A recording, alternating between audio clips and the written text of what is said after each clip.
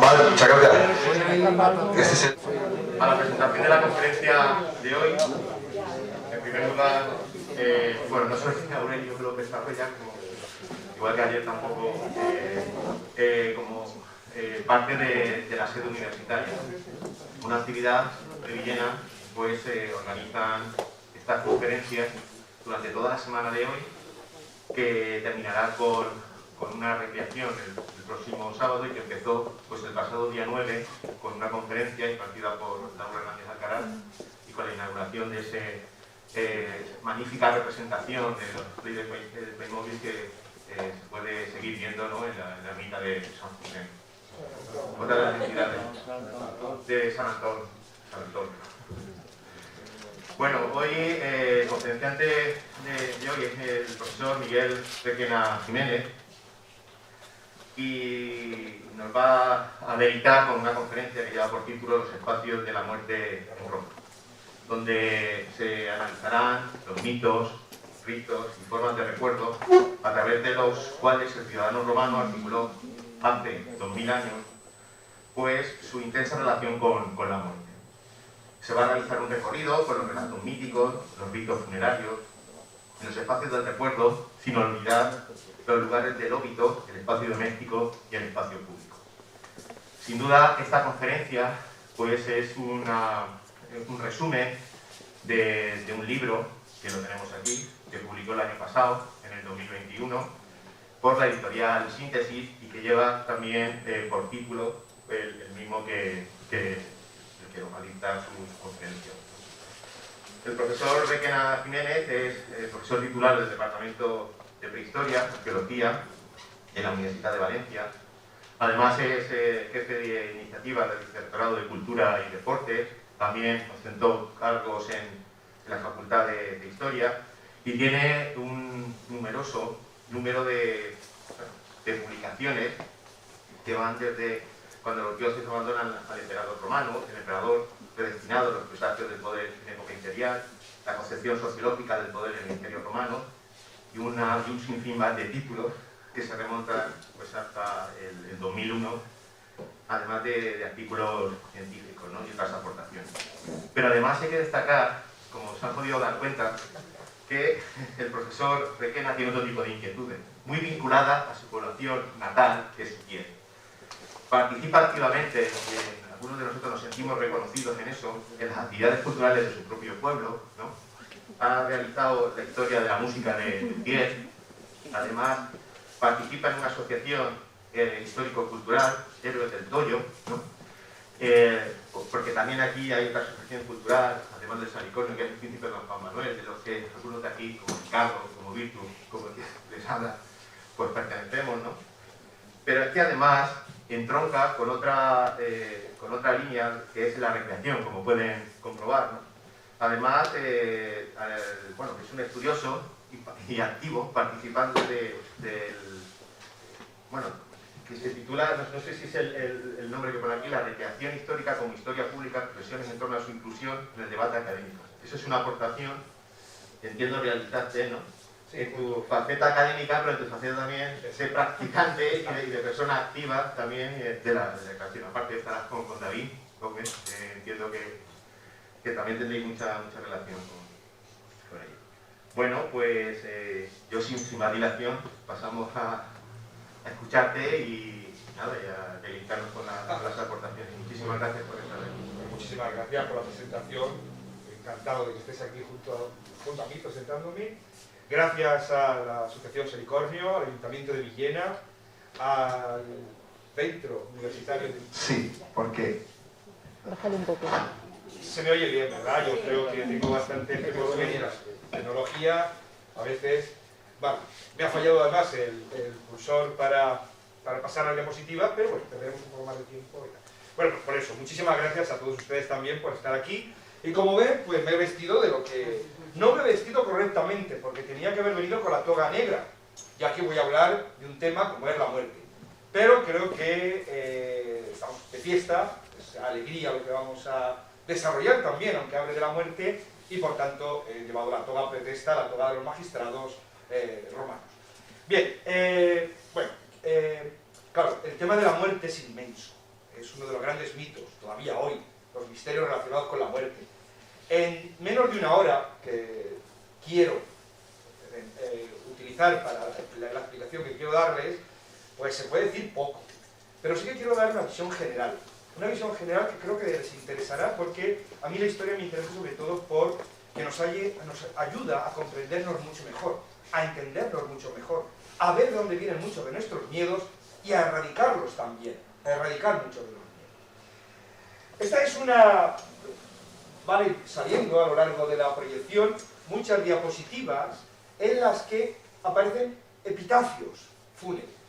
Es decir, nosotros vamos a darle voz a los romanos, a aquel que cuando moría un familiar, bien porque se lo hubieran dejado en testamento o bien por iniciativa propia, escribían en los epitafios, en las inscripciones, estos sentimientos. Vamos a hablar de emociones, de sentimientos, que es lo que yo creo que a mí me interesa bastante.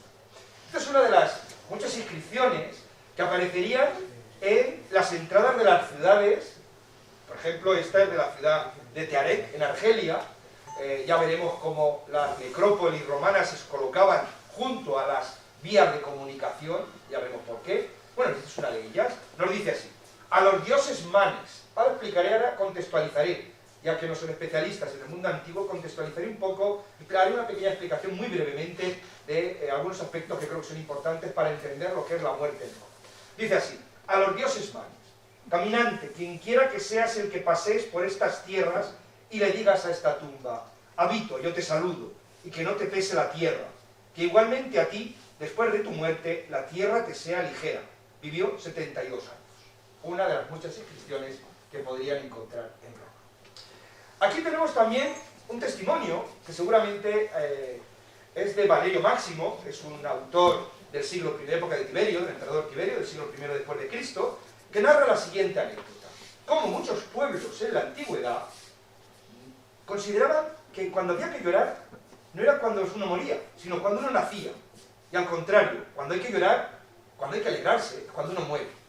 Y así lo dice: en verdad, habría podido reivindicar con toda razón la gloria de la sabiduría del pueblo aquel de Tracia, que, celebrando con llanto el nacimiento de los hombres y con gran alegría los funerales, vio mejor que nadie, sin preceptos de maestro alguno, la verdadera esencia de nuestra naturaleza. Apartemos pues los placeres propios de nuestra condición animal, que nos obliga a hacer y sufrir muchas cosas de manera vergonzosa, si sabemos que el final es mucho más feliz y dichoso que el comienzo. Es una filosofía, una forma de ver el más allá, que está presente en mucho de lo que vamos a ver inmediatamente. Bien, hay que tener en cuenta, hay que partir de dos principios. La sociedad romana es una sociedad pagana, es una sociedad, politeísta. ¿Qué es una sociedad politeísta? Una sociedad politeísta que tiene cientos de dioses, miles de dioses podríamos decir, como casi todas las sociedades, todas las culturas antiguas. La egipcia, la griega, la celta, la íbera, etc. Solamente encontraremos los judíos como gran pueblo monoteísta. Posteriormente, ya a partir del siglo IV y luego del siglo VII, vendrá el cristianismo y vendrá los árabes, y nos encontraremos que en la Edad Media es una rivalidad entre tres grandes culturas monoteístas. Eso es un problema. Ya intentaremos luego, si hay alguna discusión, podremos plantearlo y veremos qué problema supone. Pero en el mundo romano no, en el mundo romano hay tantos dioses como queramos. Dioses oficiales, si los reconoce el Senado romano, y cualquier persona podía ser un dios. Y según las sociedades antiguas, toda persona que muere puede llegar a ser un dios. Son los dioses manes. Ahora veremos algún aspecto más. Por eso, un estudioso francés de principios de siglo, Salomon Reinach, dijo: los paganos rezaban a los muertos, mientras que los cristianos rezaban por ellos. Acordaos, todavía nosotros muchas veces tenemos ciertas tradiciones antiguas, pensamos que algún familiar nuestro está protegiéndonos. Y rezamos a los muertos para que nos ayude. El cristianismo introdujo un elemento muy cruel, en mi opinión. Veremos cómo el cristianismo aportó grandes cosas a el más allá. Lo democratizó, ya veréis. Pero a cambio de un hecho que ha supuesto para el ser humano gran sufrimiento, que es la idea del castigo, de la segunda muerte. El cristianismo introdujo la idea de que se puede morir una vez Pero si te has comportado bien en la vida, si no te has comportado bien en la vida, mueres una segunda vez. Es la condena del alma. La condena del alma al infierno, ese infierno tenebroso que veremos que no tiene nada que ver con el mundo romano. Eso en el mundo antiguo no es así. El más allá es mucho más hermoso, ya verán, de lo que el cristianismo planteó. El problema es que las sociedades antiguas son sociedades más elitistas. No todos podían llegar al más allá. Ya veréis. Entonces, nosotros todavía, ya veréis como, aunque nosotros hayamos tenido una tradición cristiana de casi 2000 años, todavía perviven en nuestras creencias, y lo irán viendo a lo largo de la charla, muchos aspectos de las creencias romanas, y no solamente romanas, yo creo que casi de todas las culturas politeístas. Luego iremos viendo, aunque iremos un poco rápido, yo creo que se queda acá. El mito. Yo el libro lo estructuré en 3 partes que son fundamentales para entender la muerte. Una es el mito, otras son los ritos y otras son el recuerdo. ¿Qué es el mito? El mito, que se traduce por relato, es un término griego, que es un recurso que permite aliviar la angustia del hombre ante lo desconocido, proporcionándole respuestas. El ser humano es un niño de la prehistoria que se pregunta cosas, que siempre está preguntándose cosas y quiere respuestas. Las respuestas las pueden dar, hay 2 recursos para dar respuesta, la ciencia y el mito, que no son incompatibles, ahora veremos, porque es uno de los grandes problemas. Cuanto más ciencia hay, menos mito hay. Pero cuando no hay, por ejemplo, sobre la muerte, por ejemplo, sigue siendo uno de los grandes mitos, porque la ciencia todavía no nos da una respuesta clara, y es más, no son incompatibles. Ya veremos cómo el mito tiene una capacidad de adaptarse a cada momento extraordinaria. Por eso, cuando no nos gusta la ciencia, recurrimos al mito. Cuando alguien está enfermo, va al médico y el médico no le da la solución o no le da la respuesta que uno busca, la respuesta la busca en otro recurso, que es el mito. Por eso todas las sociedades tienen mitos, y el mito no ha muerto, a pesar de que una persona puede ser un gran científico y puede ser creyente. El creyente se basa la idea en el mito, y el científico en la ciencia, pero no son incompatibles, porque no responden a preguntas diferentes. Los antiguos crearon mitos para responder la idea de ¿dónde vamos tras la muerte? Una de las grandes preguntas. Es decir, ¿hay algo más cuando una persona muere? Bueno, ese es el mito. El mito, que es la primera parte que vamos a ver en esta charla. Los mitos, además, tienen una gran ventaja respecto a la ciencia. La ciencia es rígida, la ciencia no se puede cambiar, la ciencia es cuadriculada. El mito no. El mito es cambiante. Puedes cambiar, puede adaptarse a nuevas modas, puede interpretar otros elementos, y por eso va cambiando a cada momento. Es como una enredadera que se adapta a cualquier ámbito, y de ahí que perviva, de que hay que todavía nosotros tengamos en nuestras mentalidades, veréis como el mito es todavía más fuerte incluso que el mito. Claro, y yo además soy de los que piensa que todo procede de la naturaleza. Un principio universal que encontramos en todas las culturas, no hay cultura que no lo tenga, menos algunas sectas filosóficas poco significativas, es que con la muerte se produce una separación del cuerpo y el alma. Todas las culturas lo tienen. Desde los íberos, los etruscos, los romanos, los celtas, etc. Todas las culturas lo tienen. En el momento de la muerte, una parte de nosotros sale. Esa es otra descripción romana. Nos dice así: orgullo incomparable de su esposo, luz que da vida a sus padres y máxima bondad de cuerpo y alma. La hermosa Vicencia fue arrebatada por la maldad del destino y ahora está enterrada, antes que su padre Elión. Mejor dicho, está enterrado su cuerpo, pues su alma, sin duda imperecedera, disfruta de los merecidos campos elíseos. Como ven, una imagen de esa separación del cuerpo y el alma. ¿Cómo pudo pensar alguien, cómo pudieron pensar las sociedades antiguas, que el alma y el cuerpo se separaban? Bueno, pues yo tengo una teoría que la defiendo en el libro y que la voy a plantear aquí. Nosotros, aunque no estemos muertos, que evidentemente si estamos muertos no podemos contar a nadie lo que hemos vivido, si es que hemos vivido algo, hay 2 momentos, hay 2 experiencias que tenemos la sensación de que nuestra alma sale del cuerpo. Estas 2 experiencias son el sueño y el trance. Cuando estamos en trance, cuando estamos en una situación por consumo de ciertas sustancias, pero no hace falta entrar en trance, no es necesario tener mucho dolor, el movimiento exagerado, etc. Los chamanes, por ejemplo, en muchas culturas tienen esa posibilidad de que el alma abandona el cuerpo, viaja y luego regresa. Y además, en el sueño nos ocurre lo mismo. Cuando nosotros soñamos, pensamos que nuestra alma abandona el cuerpo y regresa. ¿Qué ocurre cuando soñamos, cuando estamos en trance o cuando morimos? Pues ocurre algo que es muy significativo. Nosotros cuando miramos a una persona, cuando la miramos a los ojos, en el ojo de la persona que miramos se refleja nuestra figura. Y todas las culturas han pensado que ese reflejo en el ojo es el alma de la persona. Por eso la llamamos core o pupila, niñita. Es una muñequita que nosotros vemos dentro del ojo, que es nuestro reflejo. Ese reflejo, esa imagen en nuestros ojos, desaparece, por ejemplo, cuando uno muere. Es lo que se conoce como los signos de Steno-Weiss, hidrasis pupilar, ausencia de reflejo fotomotor, etc. De un ojo vivo a un ojo muerto. Pasa también cuando estamos en trance, los ojos están en blanco, o cuando soñamos. Los sonámbulos tampoco se les ve ningún reflejo. ¿Dónde ha ido el alma? Si en los tres momentos, si durante el sueño y el trance pasa eso, las culturas antiguas pensaban que durante la muerte el alma de la persona había abandonado el cuerpo. Es una explicación lógica y natural de por qué creemos que el alma ha podido abandonar. Es más, Plinio nos dice que in oculis animus habita, el alma habita en los ojos. Y si no tenemos tiempo aquí, pero seguramente conocerán ustedes la cantidad de leyendas sobre los ojos. El alma está en los ojos, mirar a los ojos. La persona se le conoce por el ojo, porque es en el ojo, el mal de ojo, es decir, cientos de tradiciones que nos hablan de eso, de la idea de los ojos en el momento. Bien, abandona el cuerpo, el alma, el cuerpo, ¿y dónde lo abandona? Bueno, para que vean hasta qué punto es importante esta relación entre el sueño, el trance y la muerte. Estos son los tres sistemas de adivinación natural. Adivinación artificial hay muchos sistemas, cualquiera. Adivinación natural en el mundo antiguo hay tres.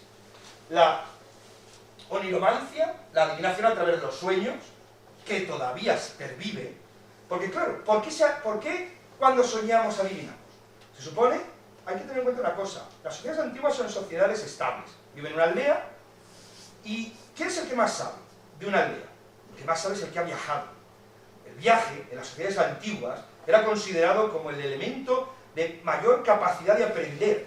Por eso antiguamente cuando una persona, un viajero, llegaba a un pueblo se le preguntaba mucho. Ahora estamos sobrepasados de información y ya, pero antiguamente eran estos carreteros, era esta gente que venía de otro lugar y que contaban sus aventuras, porque había aprendido. Y en el mundo antiguo se creía que el viaje, aunque era muy peligroso, y es muy importante por lo que voy a decir ahora, el viaje lo más peligroso, los viajes de la antigüedad, era trasladarte a otro ámbito, abandonar la familia, abandonar la casa y tener los peligros de los atracadores, ladrones, animales, etcétera, etcétera, y sobre todo los viajes en el mar. Pero el viaje, a pesar de ser peligroso, es el momento más importante para aprender. ¿Qué ocurre cuando uno sueña? Cuando uno sueña, el alma abandona el cuerpo, viaja, y por eso vuelve con conocimientos nuevos que no tenía hasta ese momento. Recordad que todavía muchos de vosotros decís, pues lo consultaré con la almohada. Cuando tenéis algún problema o algo que no sabéis cómo solucionar, bueno, pues el alma durante vuestra noche viaja y adquiere esos conocimientos que vuelven. Por eso la niromancia es uno de los grandes sistemas de adivinación. El segundo, el entusiasmo. La pitonisa de Apolo en Delfo entraba en trance, el alma la abandonaba y cuando volvía había adquirido esos conocimientos. Y por eso el tercer sistema de adivinación natural antiguo es la necromancia. La Ouija, que hacemos todavía. La necromancia es una forma de invocar a las almas de los muertos para que resuelvan consultas que se les hacen. Por eso verán cómo es tan interesante la idea de que cuando uno muere, el alma la abandona y viaja. ¿Qué diferencia hay entre el sueño y la muerte? Además, himnos, que es el sueño, y tánatos, que es la muerte, son hermanos. Hermanos y hijos de la noche, de Nis, la noche. Y por eso al sueño se le ha considerado siempre una muerte temporal y a la muerte un sueño eterno.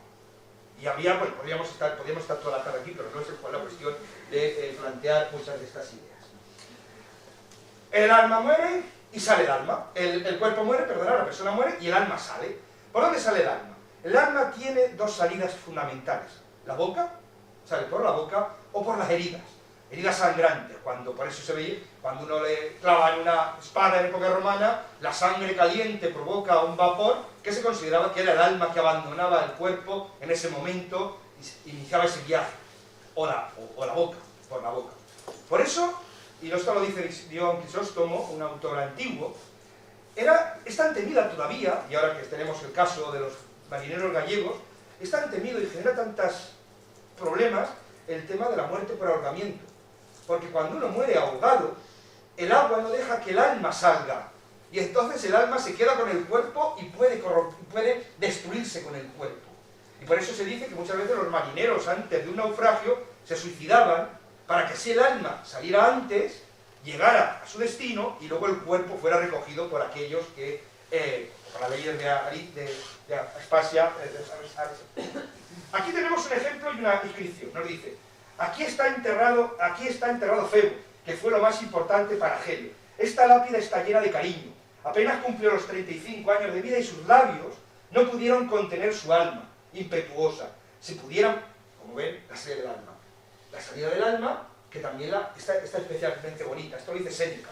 Esto lo dice un autor estoico que nos plantea así.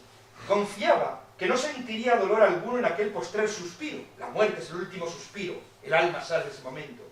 Mas, en el caso de sentirlo, que encontraría un alivio notable en su misma brevedad, puesto que ningún dolor es duradero, si es intenso. Por otra parte, aun en el trance de la separación del alma y del cuerpo, supuesto que fuese torturante, que sufriera el dolor en ese momento, le aliviaría el pensar que después de aquel dolor ya no podría experimentar más dolor. Además, él no dudaba de que el alma del viejo se hallaba a flor de labios y que no saldría del cuerpo con gran violencia. Esa idea de la muerte calmada, el alma sale ya en esos momentos. Y el alma sale y se convierte en un ser alado. El alma, en toda la representación antigua, es un ser alado. Por ejemplo, aquí está la representación de Psique, que es el alma griega, en el mundo griego, que es un ser alado, y podemos verlo en otras muchas representaciones. El va de los egipcios. Lo tenemos, por ejemplo, en representaciones cristianas. Esta es una representación muy interesante, pero muy polémica. La pongo aquí como ejemplo para que veáis. Esta es la cueva de Lascaux, de hace 18.000 años. Se representa un bisonte que ha matado a un cazador que le había lanzado la lanza, y aparece aquí un pájaro. Hay que haber interpretado esta como la primera representación del alma.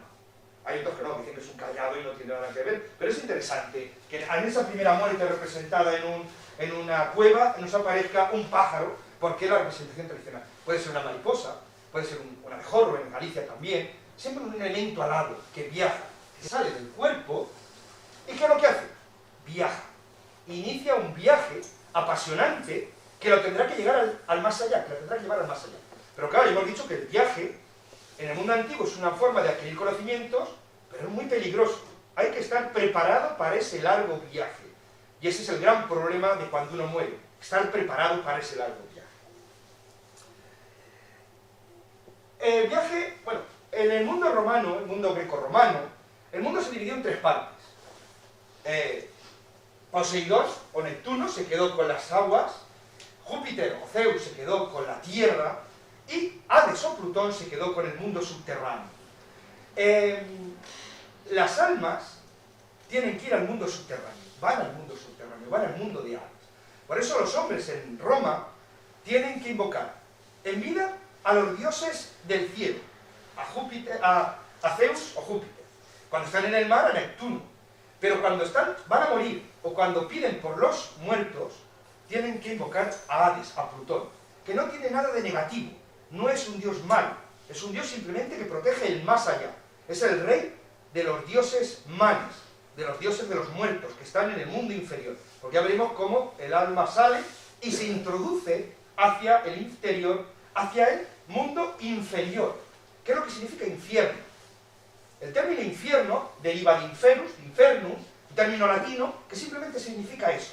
No tiene ninguna connotación negativa como la que el cristianismo introdujo posteriormente, y luego, si queréis, para no hacerlo muy largo, comentaré algún aspecto. Entonces el alma sale del cuerpo y se va al reino de Hades o de Plutón, el reino más rico que existe, porque en el mundo subterráneo, Plutón, Por eso hablamos de plutocracia, porque Pluto es la riqueza, el dinero, porque allí están las minas de plata, las minas de oro, crecen las plantas, es el lugar donde mayor riqueza hay de los 3 reinos que se existen.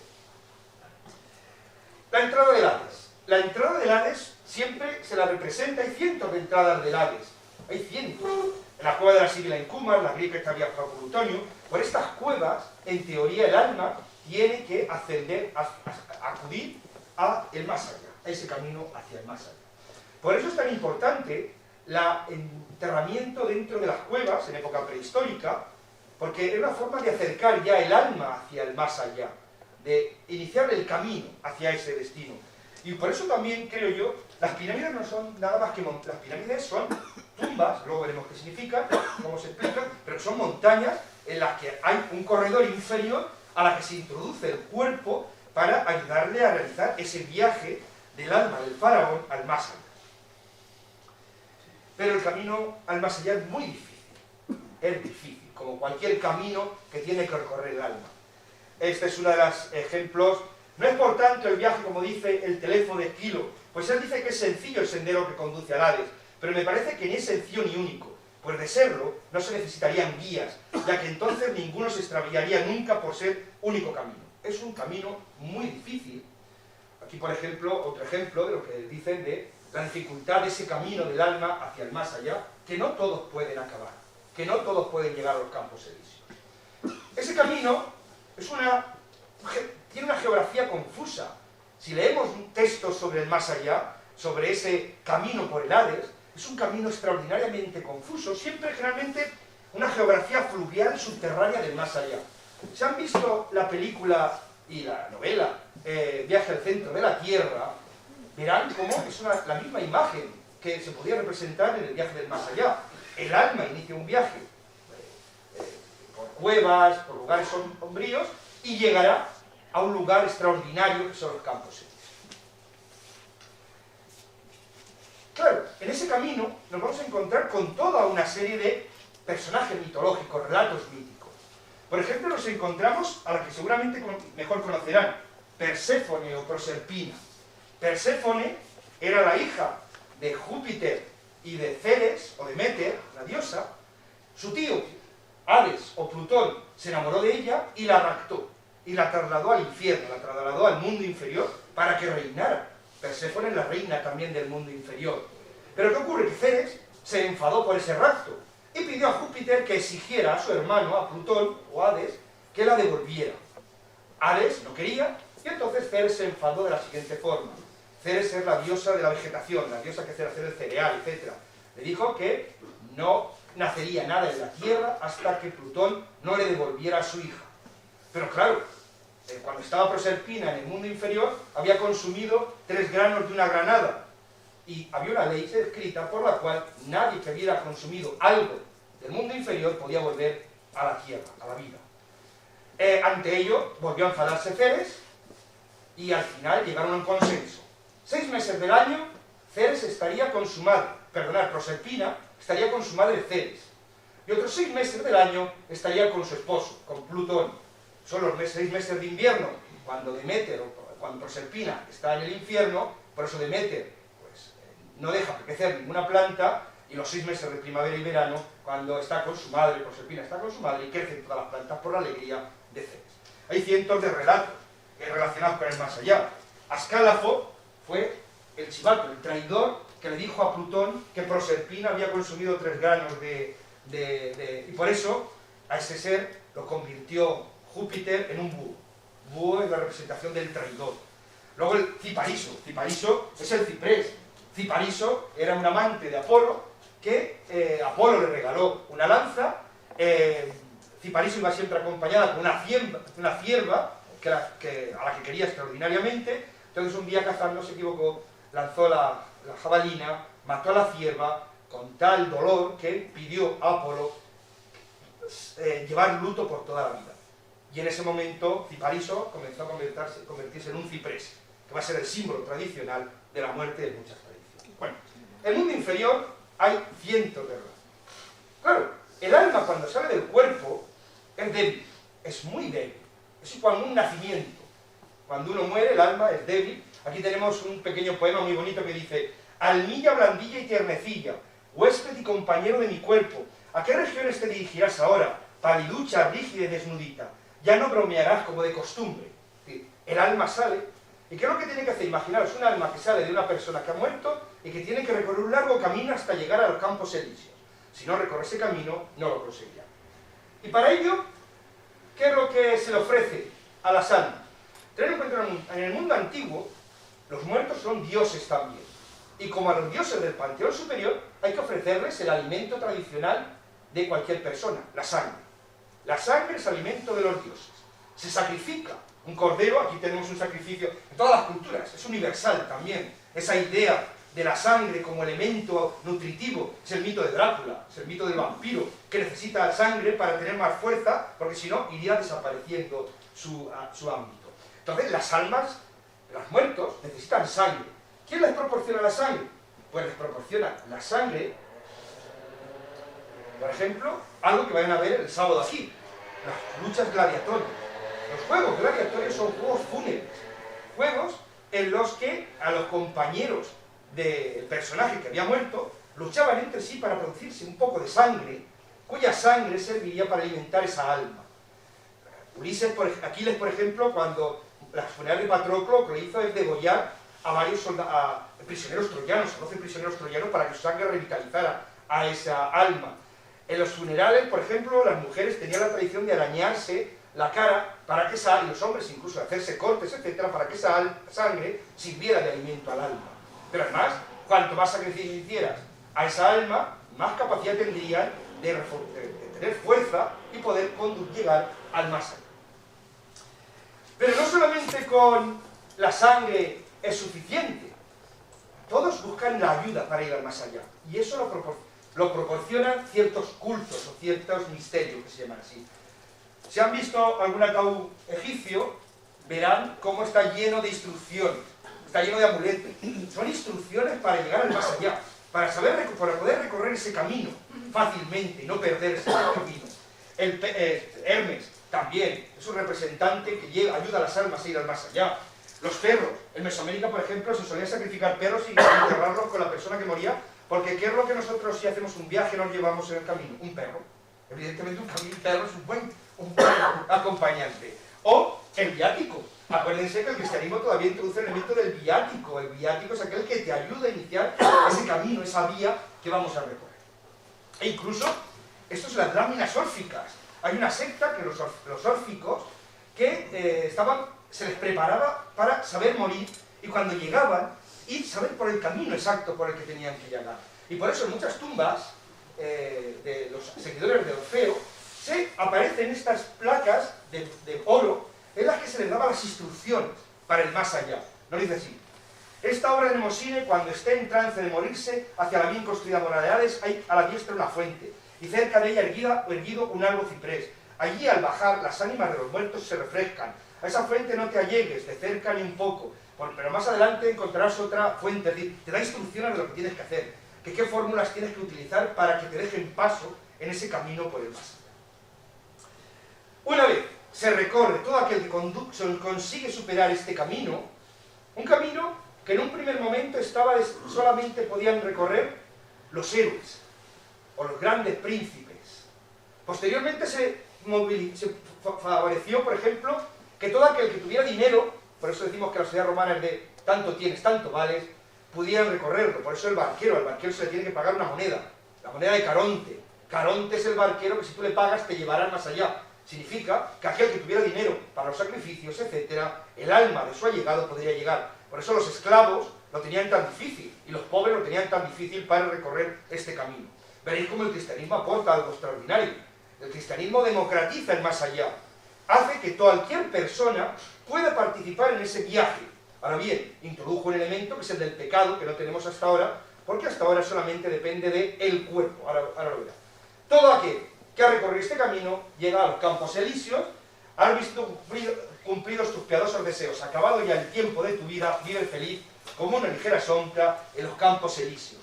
Harán revivir tu nombre y tu renombre todos tus descendientes. Hay cientos de inscripciones. Allí es un lugar extraordinario. Los campos elíseos son un lugar donde crecen todos los árboles, todas las plantas, donde hay caballos. Hades es el gran domador de caballos. La muerte se le representa muchas veces como caballo, como un caballo, porque Hades tiene muchos caballos en ese museo. No voy a leer todos. En el propio Egipto, aquí tenemos una representación del más allá egipcio también, con cereales extraordinarios, etc. Claro, tu alma va, pero normalmente tienes que llevarte también todo lo que quieras llevar al más allá. Ahora veremos, incluso los esclavos, incluso ejércitos completos, como ocurrió en el famoso descubrimiento de los guerreros de Siam. Todo aquel, media hora, ¿verdad? Vale, es que voy rápido, pero luego a ver si podemos hacer preguntas. Todo aquel que llega al más allá se convierte en un dios mal, en un dios tranquilo, en una quiescentes anima, un ánima tranquila que vive en el más allá y que se sigue alimentando con las ofrendas que les hacen sus familiares aquí. Porque si los familiares no les hacen ofrendas, esas almas van a, igual que a los dioses, si a los dioses no se les hacen ofrendas, no se les da sangre, se les da leche, se les da agua o cualquier otro elemento, al final se irán perdiendo poder y desaparecerán, no antes irritándose. Pero, ¿quiénes son los que no pueden ir nunca al más allá? Hemos dicho que el más allá es un camino tortuoso, etc., pero en las tradiciones antiguas, así como el cristianismo, el más allá se consigue con el comportamiento moral en vida, con la forma en que has vivido, como has compartido. El mundo romano no tiene ningún concepto de pecado. Una persona que es rica, que hace sus sacrificios a los dioses, que construye sus templos, etc., no tiene ningún problema para ir más allá. Y sus allegados reconstruyen la tumba, cogen el cuerpo, etc. ¿Quiénes son los que no pueden descansar en el más allá? Pues hay 4 categorías que no van a descansar en el más allá y que definen lo que es el terror. Las películas de miedo todavía siguen utilizando estos recursos. Las 4 categorías son: la primera, los insepultos, los no sepultados. Un cuerpo no sepultado nunca puede descender al más allá, nunca puede acudir al más allá. Es más, tiene que estar sepultado con todas las partes íntegras. De ahí el mito del caballero sin cabeza. Es uno de los mitos tradicionales que va buscando su cabeza para recuperar su cabeza, enterrarse y entonces poder iniciar el viaje hacia el más allá. Pero si no tienes tumba, si no hay tumba, es más, era una condena. La poena etiam post mortem mane, ¿qué significaba? Lo habrán visto muchas veces en las películas. Podía ser una condena en vida, a ti te mataban, pero además te condenaban a la muerte. Tu cuerpo no lo podían recuperar, tu cuerpo quedaba expuesto en un sitio. Por ejemplo, a los crucificados había vigilancia para que los familiares no se llevaran el cuerpo. Es una condena doble. Es la condena en vida, pero la condena también en muerte. Y de ahí también, acordaros, a lo que estamos viendo actualmente en los marineros, la necesidad de recuperar un cuerpo. No tenemos tiempo aquí, la ciencia nos diría, eso es una tontería. Pues no, el cuerpo hay que recuperarlo, porque si no, no se descansa. Y si no se descansa el cuerpo, lo que se puede hacer es crear un cenotafio, una tumba vacía. Todavía lo habrán visto, la tumba del soldado desaparecido. Es una forma de calmar un poco a esos muertos que no pueden descansar en el más allá y que tienen esa tumba donde algún día podrán llegar a descansar en ella. Los que mueren de forma violenta también. Las muertes violentas también provocan el no poder llegar al más allá. Por ejemplo, una de las muertes más crueles en Roma que se le dio a los cristianos fue la de las fieras.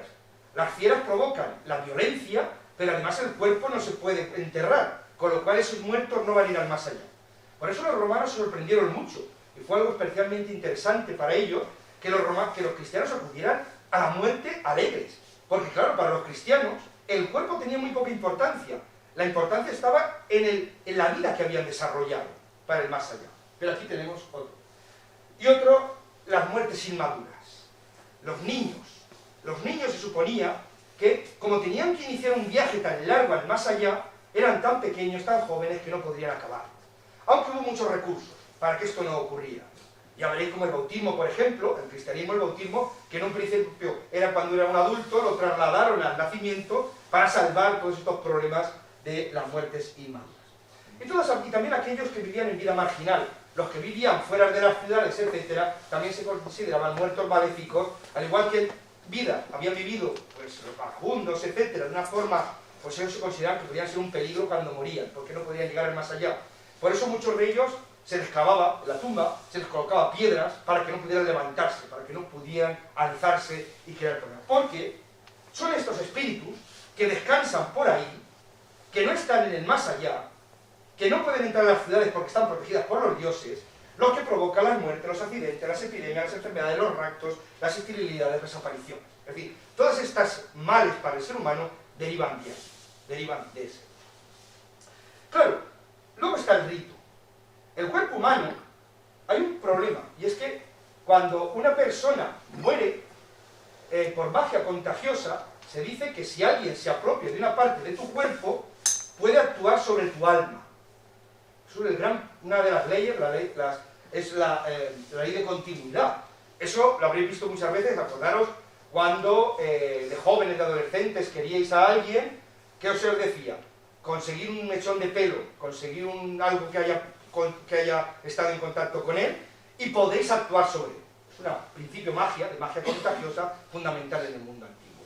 Bueno, pues eso ocurre en el mundo antiguo también. Si alguien se apodera de una parte de ese cuerpo, puede actuar sobre el alma, y puede hacer que el alma no llegue al más allá. Por eso, los ritos relacionados con la muerte están todos relacionados con la purificación, porque la muerte contamina, y con la protección. Se protege el cadáver para que nadie lo atente contra él. Por ejemplo, la protección, ¿cómo se consigue? Con el velatorio.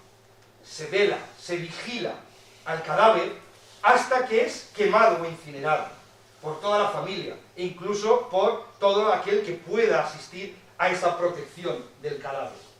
La capilla ardiente deriva de la propia Roma, porque el lugar donde estaba el muerto se iluminaba con toda la cantidad de luces para que por la noche, que es el momento más delicado, más peligroso para la vida, alguien pudiera entrar y apoderarse de alguna parte del cuerpo, y con ese trozo de cuerpo apoderarse del alma y generar cualquier tipo de maldición, etcétera, de las muchísimas que podríamos plantear. La pompa fúnebre. Al cadáver se le tiene que llevar acompañado, protegido en esa pompa fúnebre. Y luego, una vez llegan a la tumba, llegan al lugar de entierro, los romanos podían ser tanto inhumados, enterrados, el sistema más barato que existía, como incinerados, cremados.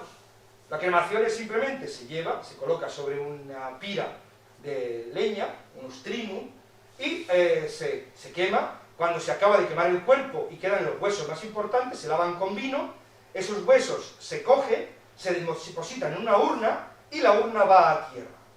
En el mundo antiguo no hay modas como las que existen ahora de, por ejemplo, utilizar las cenizas y lanzarlas al aire, o crear una joya, etc.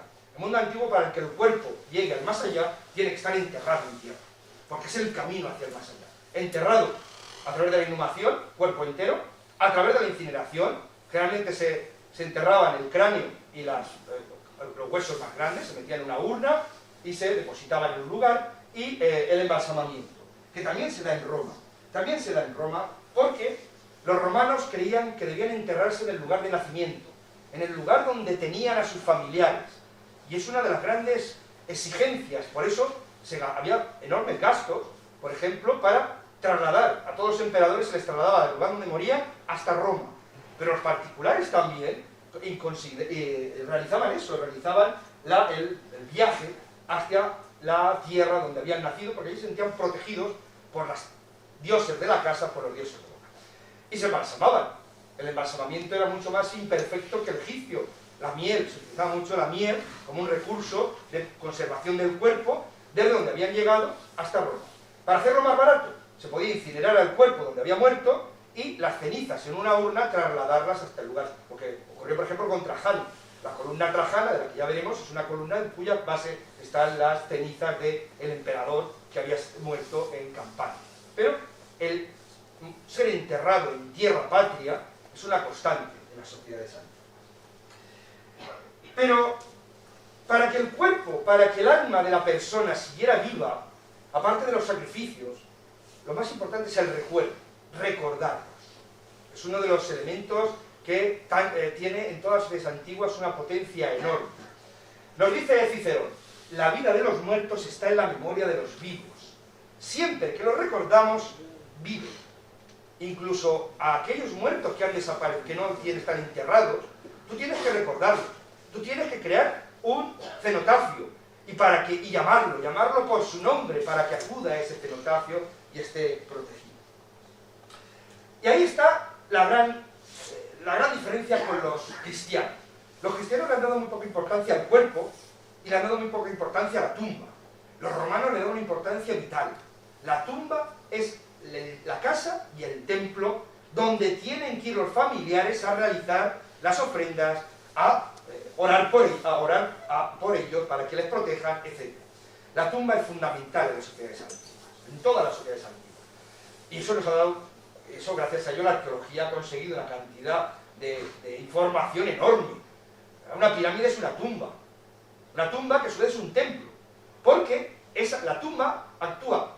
Es que hay que tener en cuenta una cosa, las sociedades antiguas, los templos de un Zeus, los templos de Apolo, etc., son casas del dios. No es como una iglesia, una sinagoga o una mezquita, como son dioses todopoderosos que están en cualquier lugar, esos espacios, la sinagoga, la mezquita o una iglesia son lugares de reunión. Eclesia significa simplemente asamblea. Los dioses no residen en ese lugar, los dioses están en cualquier lugar, en los dioses monoteístas. Los dioses politeístas no, los dioses politeístas viven en el templo.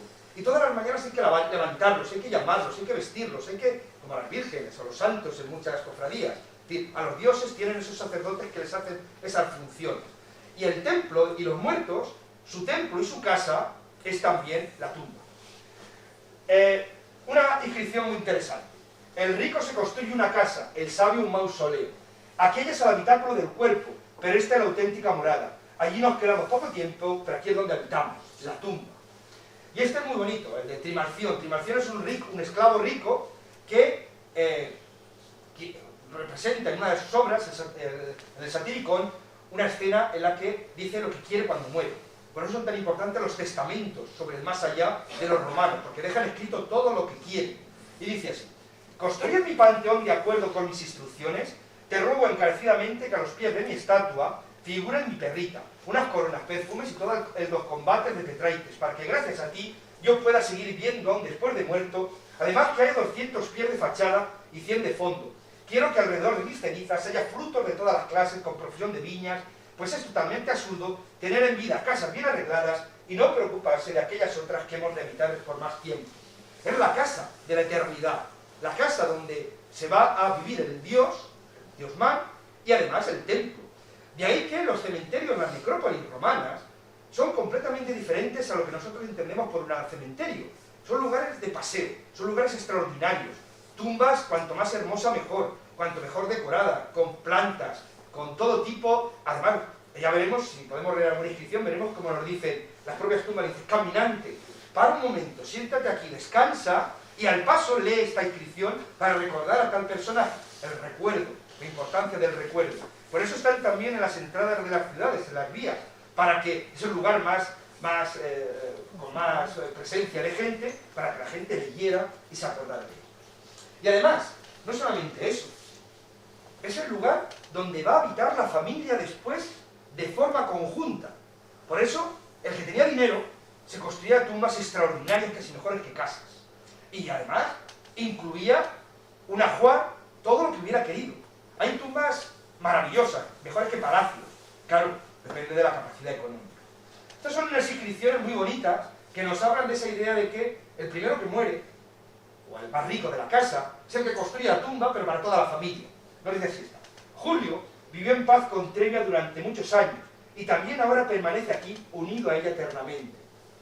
Yo, tu esposo Lucio, te he dedicado a ti, que tanto lo has merecido, estas ofrendas.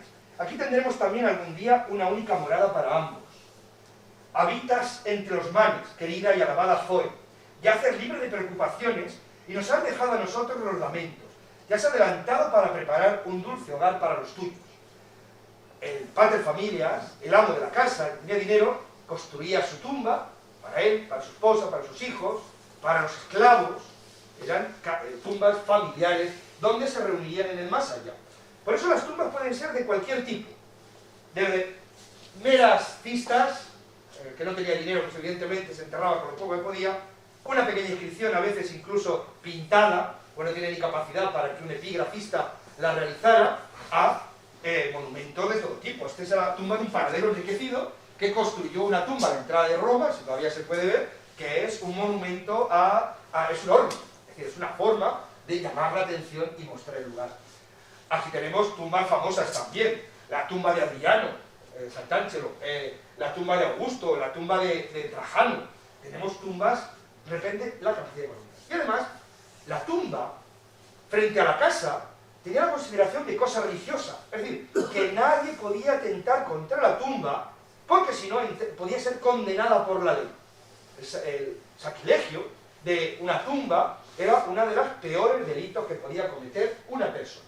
Pero además, en las inscripciones de las tumbas podían estar rodeadas por una valla, para que no, estaban cerradas. Las tumbas estaban cerradas, eran como mausoleos que hay actualmente, etc. Hay toda una serie. Aquí tenemos algunas. Te ruego, caminante, lo que ponían las inscripciones para alejar a aquellas personas que podían atentar contra esa tumba. Nos decía, te ruego, caminante, no me dañes, la inscripción. No abráis ni dañéis este monumento fúnebre. Advierte al niño que no raye esta lápida, porque allí estaban jugando la gente, Por los yesos superior e inferiores te ruego no violes estos huesos.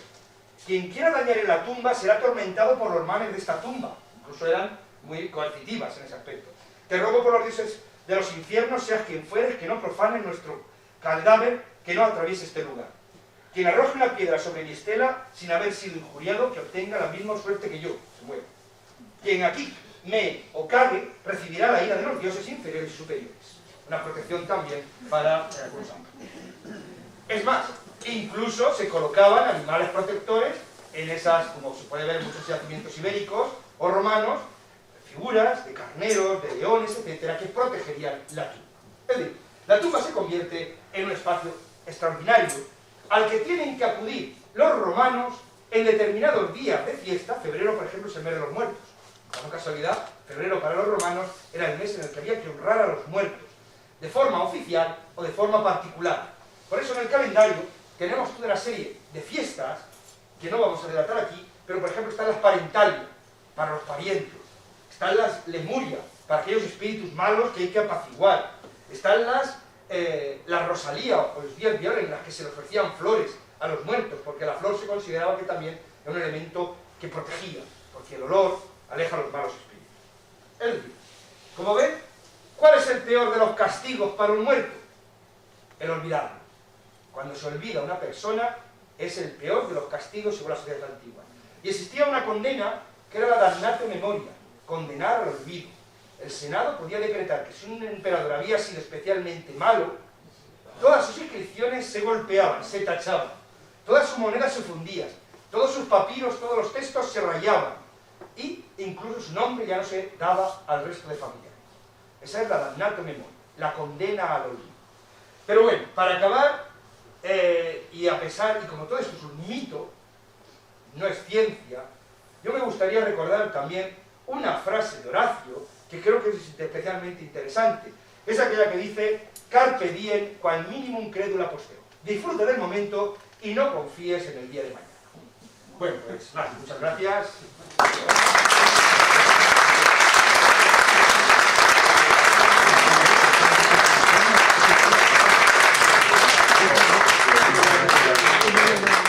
Sobre todo por este viaje. Rápido.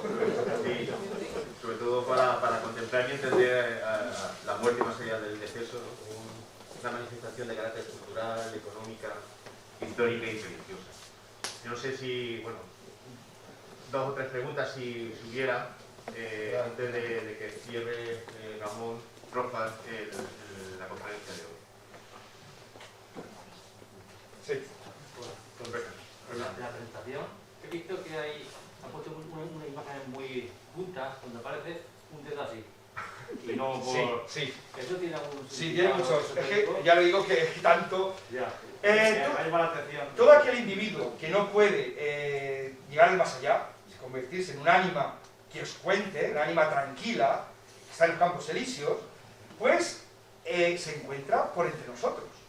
Generalmente no en las ciudades. Estas almas se les conoce con el nombre de lemures, muertos maléficos.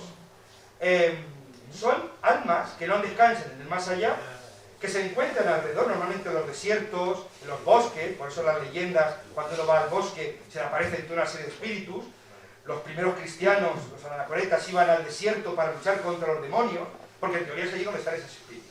¿Cómo se puede proteger la persona contra esos espíritus? Hay cientos de protecciones. Primero, el sonido del bronce. El sonido del bronce aleja a los malos espíritus. Le tienen pánico al bronce. Por eso, en todas las religiones, una forma de proteger, de purificar, es el bronce. Por eso le ponemos por eso los chiquillos todavía llevan cascabeles. Es una forma de protegerlos de miles de enfermedades. Los carneros, las caballerías, llevan cientos de... La dama, si vienen el sábado, yo haré ruido también. Si imagínense la dama de Elche, la dama de Elche que lleva toda una serie de... Imaginaros a la dama de Elche caminando. El sonido del bronce provocaría ese ruido que alejaba a los malos espíritus. Porque en las casas, cuando abren ustedes la puerta, hay gente que tiene ese sonido. Es un sonido que aleja a los malos espíritus. Hay el sonido de trompeta. Todo el bronce aleja a los malos espíritus. Una forma. Los buenos olores. El buen olor aleja a los malos espíritus. Casi todos los aspectos... el mal olor, por ejemplo, es algo tradicional. Acordaros del olor a santidad que la Iglesia Católica también desarrolló. El buen olor aleja lo malo.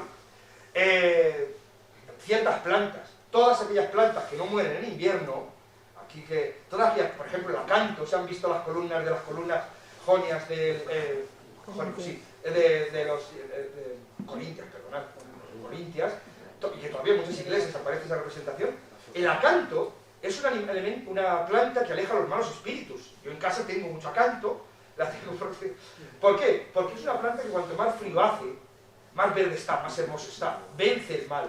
Al igual que el ciprés, al igual que el pino, al igual que todas las plantas perennes, se supone que vencen el mal del invierno y por tanto son apotropeas. Plantas apotropeas son que alejan el mal. Nosotros tenemos muchas en casa, todavía hay muchas tradiciones de ciertas plantas, cardos, etcétera, que alejan los malos espíritus. Los senos. Lo malo rechaza lo malo. Es otra práctica mágica que no podemos desarrollar aquí, pero lo malo rechaza lo malo. Los senos rechazan los senos. Este gesto es un gesto fálico que aparece en cientos de representaciones. Las mujeres romanas muchas veces llevaban un falo representado. Hay falos en casi todas las caminos, en la Crida de San Vicente de Valencia hay un falo allí también representado, porque lo obsceno aleja lo malo. Cuando, no sé si habrán visto la película Brighea, cuando los escoceses se levantan las faldas frente a los... Es una forma obscena de rechazar lo malo. Cuando nosotros en el coche nos pita alguno, bajamos, es también el mismo gesto obsceno. Lo obsceno es un elemento apotropeo potentísimo. Lo obsceno y las palabras malsonantes. Las palabras malsonantes también alejan a los malos. Es decir, son todos elementos apotropeos que lo que intentan es alejar a esos cientos de espíritus que están por ahí, y eso lo hemos heredado de la tradición grecorromana. Una pregunta más. Pues si no, lo dejamos aquí, Ramón. Quisiera recordaros que mañana tenemos una conferencia que vendrán las chicas de la Universidad de Jaén sobre la mujer libera. Y nada, agradecer a Paula y Andrés y Alba haber asistido de nuestro ayuntamiento, a Loli, y a todos vosotros esta noche también agradecer tanto a Antonio como a Miguel, pues muchas gracias y nada, que esperemos que os lo tengamos enterado. Hemos ido muy rápido, a veces, pero bueno, por lo menos es positiva. Es decir, la imagen de la muerte, la imagen romana de la muerte es positiva. Siempre que lo recordemos. Por eso ha sido tan dramático, y perdonad, yo me hablo demasiado, no sé, pero por eso ha sido tan dramática la pandemia. La pandemia, el no poder generar esos ritos de protección en nuestros antepasados, de despedida. Aquí no hemos hablado de la despedida, la importancia de despedida, de despedirse calmado, y ahora lo único que tenemos es el recuerdo. El recuerdo, la verdad, es que es el alivio muchas veces para todas aquellas personas que están en otro lugar. Muchos de nosotros todavía creemos que cuando alguien muere, pues está protegiéndonos. Entonces, procede de la tradición grecorromana. Bueno,